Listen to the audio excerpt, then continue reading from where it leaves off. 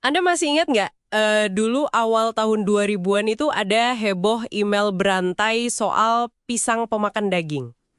Oh iya ya, yang katanya pisang impor bisa bikin penyakit kulit seram itu ya? Nah, itu dia. Katanya begitu. Yang bikin kaget, cerita ini nyebarnya cepet banget loh. Sampai ke kalangan staf medis universitas segala yang kita pikir bakal lebih, kritis gitu kan? Betul-betul.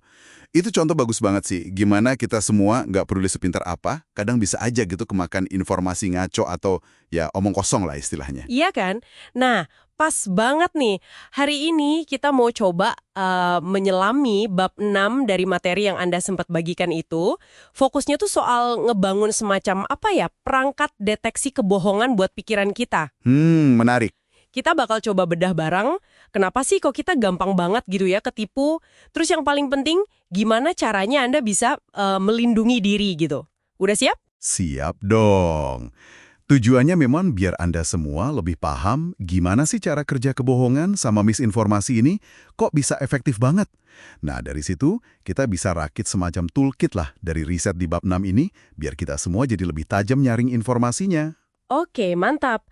Nah, salah satu konsep kunci dari bab 6 ini yang saya lihat ada istilah truthiness. Ini unik nih. Jadi bukan soal benar atau salah secara fakta, tapi lebih ke rasa klik atau serak di hati gitu ya. Betul sekali. Rasanya bener aja gitu, walau mungkin buktinya nggak ada atau malah keliru.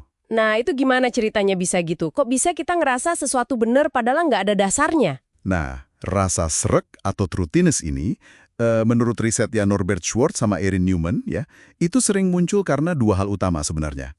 Kelancaran atau fluensi, sama keakraban, familiarity. Kelancaran dan keakraban. Oke. Iya, ini kayak jalan pintas mental gitulah, yang sering kita pakai tanpa sadar. Coba dijelasin dikit soal kelancaran itu gimana maksudnya? Oke, kelancaran itu intinya soal seberapa gampang otak kita ngolah informasi.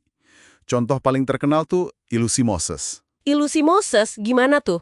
Jadi kalau ada pertanyaan, berapa banyak hewan dari tiap jenis yang dibawa Moses ke Bahtera? Banyak orang loh, nggak sadar kalau yang punya Bahtera itu kan Nuh, bukan Moses. Astaga, ya juga ya. Kenapa bisa gitu? Nah, karena ceritanya tuh kedengeran lancar aja gitu.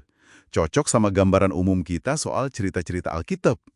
Bahkan, ini menarik nih, sekedar nulis pertanyaan itu pakai font yang gampang dibaca aja, itu bisa bikin lebih banyak orang kejebak. Wah, serius? Cuma gara-gara font?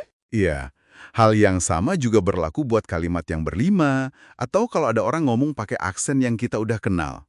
Pokoknya, makin gampang dicerna, makin terasa bener aja gitu. Jadi semakin mulus informasinya masuk, semakin kita anggap benar ya? Oke, oke. Terus pilar yang kedua tadi, keakraban. Itu gimana? Nah, kalau keakraban ini intinya soal pengulangan. Semakin sering kita dengar atau lihat sesuatu, kita jadi makin cenderung percaya aja. Oh, kayak iklan gitu ya? Diulang-ulang terus? Persis. Ada studi menarik juga nih. Jadi, cuma nambahin foto orang, padahal fotonya tuh nggak relevan sama sekali. Contohnya foto musisi Nick Cave ditaruh di samping klaim kalau dia udah meninggal. Itu ternyata bisa bikin klaim tadi terasa lebih benar. Lo, kok bisa? Padahal fotonya nggak nyambung. Yaitu karena adanya foto bikin informasi jadi kerasa lebih nyata, lebih akrab gitu. Nah, teknik pengulangan ini jelas banget lah jadi senjata andalan propaganda dari dulu.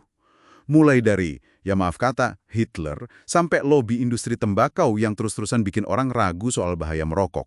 Kan diulang terus pesannya. Ah, iya.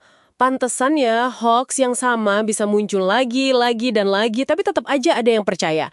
Tapi nih, kalau udah terlanjur percaya, katanya susah banget ya ngoreksinya. Kenapa sih bantahan pakai fakta aja sering nggak cukup kayak kasus pisang tadi tuh? Nah, itu dia masalahnya. Emang nggak gampang. Ada buku panduan bagus namanya Debunking Handbook. Nah, di situ dijelasin, kalau cuma nyodorin fakta bantahan aja tuh, seringnya nggak efektif. Kadang malah bisa bikin orang makin yakin sama keyakinan salahnya. Itu namanya backfire effect. Wah, malah jadi bumerang ya. Terus gimana dong cara yang benar buat ngelurusinnya? Strategi yang lebih jitu itu, pertama, fokus ke fakta inti yang mau Anda sampaikan. Jangan malah ngulang-ngulang kebohongannya. Kedua, bikin penjelasannya sesimpel mungkin. Nah, yang ketiga, dan ini penting banget, coba kasih peringatan dulu ke orangnya soal taktik manipulasi yang mungkin dipakai sama si penyebar hoaks sebelum Anda kasih koreksinya.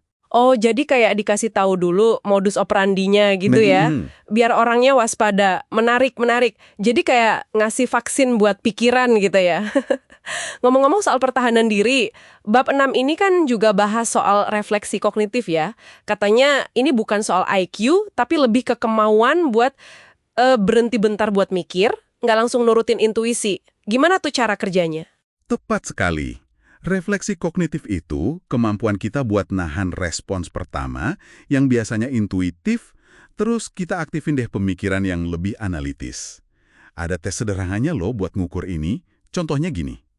Pemukul sama bola total harganya $1.10. Harga pemukul $1 lebih mahal dari bola. Berapa harga bolanya? Waduh, bentar. Spontan pengen jawab 10 sen. Tapi kalau dipikir-pikir lagi, 5 sen ya. Karena kalau bolanya 5 sen, pemukulnya $1.05, totalnya jadi $1.10, selisihnya pas $1. Bener kan? Nah, itu dia. Anda barusan melakukan refleksi kognitif. Aha, jadi orang yang skor refleksinya rendah gitu ya, cenderung lebih gampang gitu percaya sama berita bohong atau apa tadi istilahnya, omong kosong sok mendalam. Iya, bener banget. Mereka itu kayak kurang ngeram gitu sebelum terima informasi. Nah, selain kita latihan refleksi kognitif ini, ada strategi lain lagi namanya inokulasi. Inokulasi, Ya. kayak vaksin beneran dong. Analoginya persis kayak vaksin. Kita bisa bangun kekebalan terhadap misinformasi dengan cara mempelajari virusnya dulu. Maksudnya, kita pelajari taktik-taktik yang biasa dipakai penyebar hoaks. Michael Shermer nyebutnya ini baloney detection kit. Semacam perangkat buat deteksi omong kosong lah. Oke, Baloney Detection Kit. Kedengarannya keren. Jadi vaksinasi pikiran ini maksudnya kita belajar ngenalin ciri-ciri informasi yang mencurigakan gitu. Contohnya gimana tuh? Ya, misalnya nih, kita biasain buat selalu nanya, ini sumbernya kredibel nggak sih? Terus coba perhatiin, ada nggak penggunaan trik kelancaran tadi? Misalnya bahasanya kayaknya terlalu muluk ya, atau fontnya aneh mencolok gitu. Ada pengulangan yang berlebihan nggak? Terus, ada agenda tersembunyi nggak di balik informasi ini? Atau ada penjelasan lain yang sebenarnya lebih masuk akal nggak? Intinya sih, kita mesti skeptis, tapi yang sehat ya, dan aktif cari cross-check. Berarti kuncinya itu membiasakan diri untuk nggak gampang percaya gitu aja ya. Terus keluar dari gelembung informasi kita sendiri, sama berani ngaku kalau mungkin kita salah, gitu ya? Persis.